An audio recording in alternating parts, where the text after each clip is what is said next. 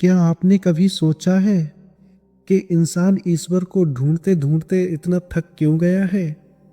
हजारों साल से पूजा है, प्रार्थना है, मंदिर है, मस्जिद है, फिर भी इंसान भीतर खाली क्यों है? मनुष्य के भीतर एक गहरी प्यास है, कुछ पाने की, कुछ मिलने की। वह प्यास है परमात्मा से मिलने की। लेकिन सवाल ये नहीं है कि परमात्मा कहाँ है। सवाल तो ये है कि हम किस रास्ते से उसे खोज रहे हैं। सही रास्ता क्या है? सही रास्ता है प्रेम। हाँ, प्रेम वही एकमात्र अनुभव है जिसकी झलक से इंसान कभी कभी परमात्मा को महसूस कर लेता है। जिस जीवन में प्रेम नहीं, वहां ईश्वर की तो कोई संभावना ही नहीं है। आज इंसान ने समझ लिया है कि पूजा से, नियमों से, धर्म ग्रंथों से परमात्मा मिल जाएंगे। लेकिन सच्चाई ये है, ना तो मंदिर, ना मस्जिद, ना संगठन, ना पहचान आपको ईश्वर तक ले जा सकती है। जो चीज ले जाती है वह है हृदय में जन्म जन्म लेने वाला प्रेम। और दुखद बात यह है कि जिन संस्थाओं को प्रेम बढ़ाना था, उन्होंने डर, हिंसा और अपराध बोध पैदा किया है। हजारों साल से इंसान झुक रहा है, गा रहा है, पूजा कर रहा है, लेकिन भीतर अंधेरा बढ़ता गया। आनंद सपना बन गया और जीवन एक बोझ। इतना कि आज ईश्वर की संभावना भी असंभव लगने लगी है। क्या इसके लिए कोई नास्तिक जिम्मेदार है या विज्ञान? नहीं, ना ही नास्तिक जिम्मेदार है और ना ही विज्ञान।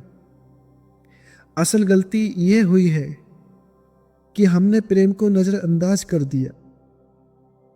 प्रेम ही एकमात्र द्वार था और हमने उसी द्वार को बंद कर दिया है।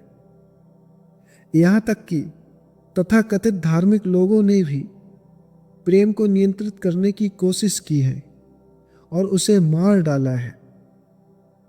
आज का समाज कहता है परिवार जीवन का केंद्र है, लेकिन सवाल यह है, क्या परिवार प्रेम पर खड़ा है या वो सिर्फ एक विवाह के मार्ग पर ही खड़ा है?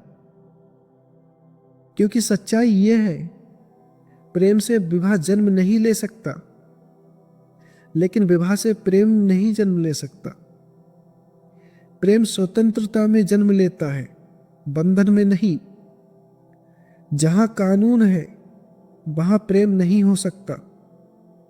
वहां तो सिर्फ वो नकली प्रेम होगा। जब प्रेम को सिखाया जाता है, जब उसे पैदा करने की कोशिश की जाती है, तो वह असली नहीं रहता। वह अभ्यास बन जाता है, वह अनुशासन बन जाता है, और ऐसा प्रेम आत्मा को नहीं छूता।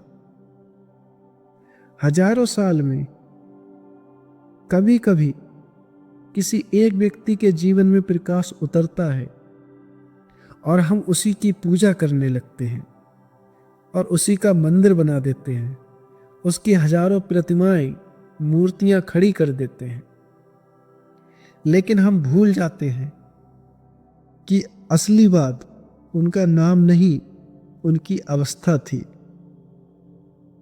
अगर मानवता सही दिशा में होती तो क्या कुछ गिने चुने नाम ही इतिहास में बचे रहते? इतने लोग, इतनी भीड़, और फिर भी प्रेम के फूल इतने कम।